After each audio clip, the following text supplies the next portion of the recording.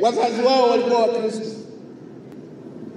Utaigusa familia gani ambayo wao kwenye ukoo wao wako kwenye dini yao pekee yao, wao kwenye undugu wao na jamaa na kila jamaa wako kwenye dini hiyo hiyo yao, lakini tunaletewa mpaka hivi. Nimejaribu hata kufuatilia baadhi ya maeneo kwa sababu ni mfano itifaki zingatiwe. Nikaangalia hata mtangulizi wangu, nadhani yeye ni wa msikitini, mke wake wa kanisani. Nina rafiki yangu mmoja waziri hivi, yeye wa kanisani, mama yake wa msikitini, yeye wa msikitini, mama yake wa kanisani. Na niwaombe viongozi wetu wa dini, mna haki na tunaheshimu sana ushauri wenu. Epukeni kupelekwa kwenye maeneo ya kugonganisha. Ikitoka kwenu itaenda kwa waumini wenu, na ikifika huko hatutakuwa na nchi tena. Kaeni, mbona mna fursa nzuri huwa mnakaa? Kaeni, rudini kwenye utaratibu wa kukaa. Hata kama kuna eneo mna mitazamo tofauti, kaeni muimalize mitazamo. Tubakize nchi yetu ikiwa moja.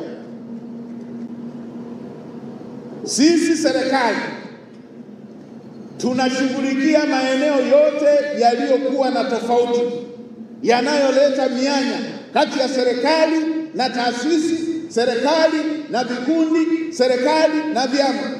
Mheshimiwa Rais kwenye ofisi ya kazi ajira, ndani ya ofisi ya Waziri Mkuu, ameongeza na kitengo cha mahusiano kitafanya kazi hii.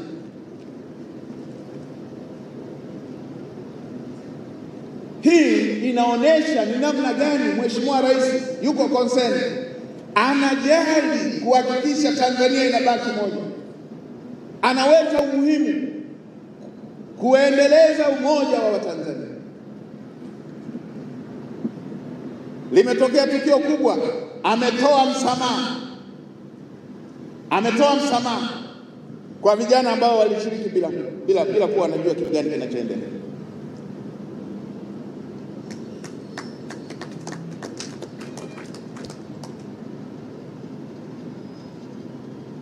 Kazi yetu sote wa Tanzania. Na hata sasa ametoa msamaha kwenye taasisi za kidini ambazo na zenyewe kulikuwa na msukosuko hapa na pale. Mheshimiwa Waziri wa mambo ya ndani natambua huko hapa. Baada ya hapa, fuatilia utaratibu mzuri, fanya utaratibu mzuri, ziandikie upya taasisi za kidini, miko yao, masharti yao ya uandikishaji yanafikia wapi, na vile ambazo zilikuwa na shida wape uangalizi wa miezi 6. Natambua ilikuwepo hii moja ya ufufuo na uzima. Ifungulie, wape masharti ya uangalizi ndani ya miezi 6.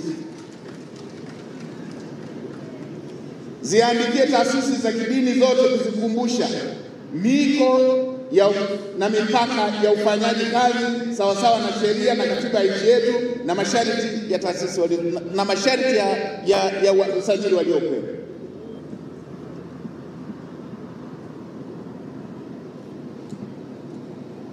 Na nendeni mkayaangalie upya masharti. Akikosea mmoja, utaratibu wa kufunga kote una madhara kwa wananchi wetu, kwa sababu ibada ni ushirika kati ya binadamu na Mungu, sio na askofu wake wala shehe wake. Ni ibada, ni mahusiano kati ya mwanadamu na Mungu wake. Ndeni mkakiangalia vizuri hicho kipengele, ili akikosea shehe usiadhibiwe msikiti, na akikosea askofu wasiadhibiwe waumini wake, wasinyimwe waumini wake kufanya ibada, kufanya ushirika na Mungu wao. Mheshimiwa Rais anajali mahusiano ya nchi yetu, anajali umoja wa Watanzania, na sisi wasaidizi wake tutalifanya hilo jambo kikamilifu. Kwenye hii barabara, tukianza na maeneo haya yaliyoharibika,